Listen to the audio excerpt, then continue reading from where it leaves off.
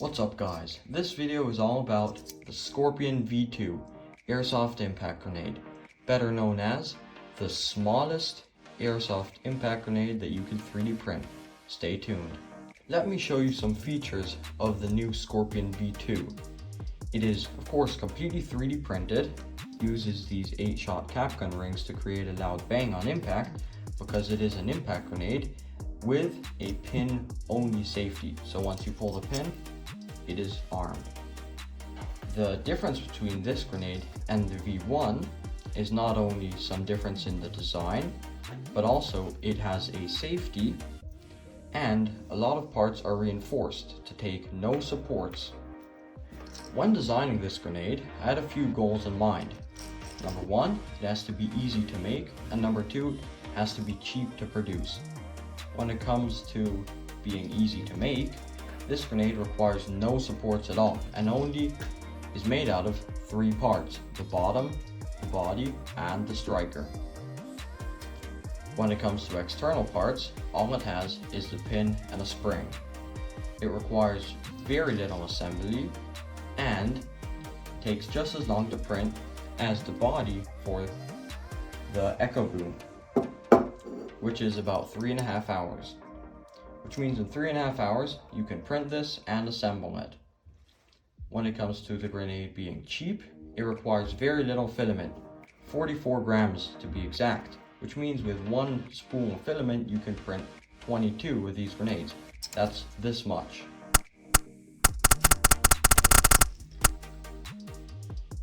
Which means if you can get a roll of filament for 20 bucks, each grenade will take 90 cents worth of filament. To show you just how small the Scorpion is, I have a few other airsoft items to compare it to. And the first one is an M4 magazine. As you can see, this Scorpion is very small. The second item is a 40mm shower shell. And then the Echo Boom Airsoft Impact Grenade. Now if you're interested in any of these files for 3D printing it on your own, check the links down in the description or the pinned comments. And if you don't have a 3D printer, then send me an email right up here. To load the grenade, you're going to need this loading tool, which is also 3D printed. You put it in the bottom of the grenade like this, push it together and turn it counterclockwise. Then you grab the pin, and these holes are a bit different. This one has an edge and this one doesn't. This is the side where you're supposed to put in the pin. There we go. Then you unscrew the cap, put on your caps so it looks like this, and then screw it back together. Now your grenade is ready to use.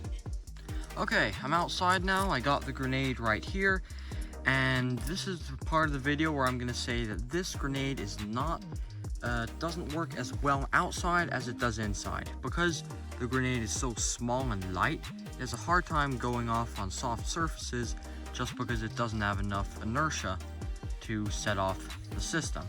But I'm still gonna try to set it off on this bridge right here.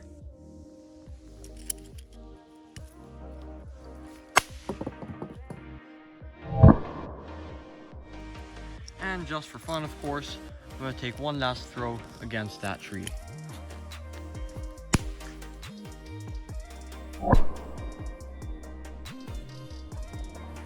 So, I'm up here at the 3D printer.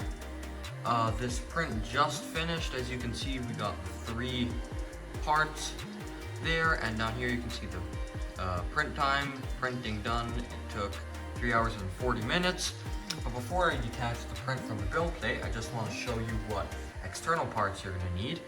The first one is a AEG spring. This is cut down to 40mm, and I'd recommend getting the strongest spring you can get. And then the second part is the pin, of course. This is a 3mm outer diameter, and then of course a keychain ring.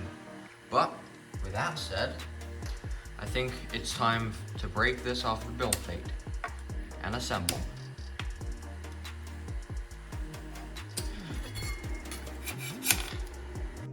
To start off assembly, what you're going to need is, of course, the body, the bottom cap, and the striker. And then, of course, your safety pin and the spring.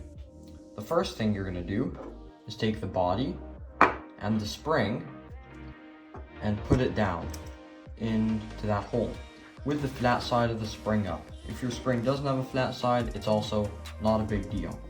Then you're going to take the striker and notice that this cutout needs to line up with the holes for the safety pin. You're going to put that in there, and then you can screw on the cap like normally.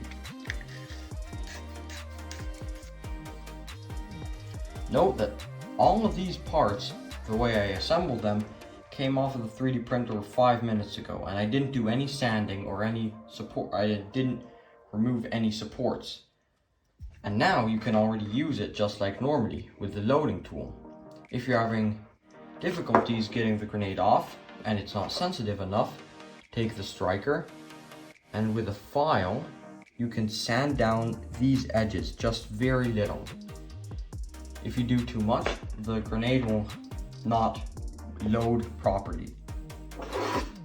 One thing that I forgot to mention is that the threads between the body and the bottom, you might have to wear in a little bit, which means you just thread them together and just turn it until it moves nice and freely.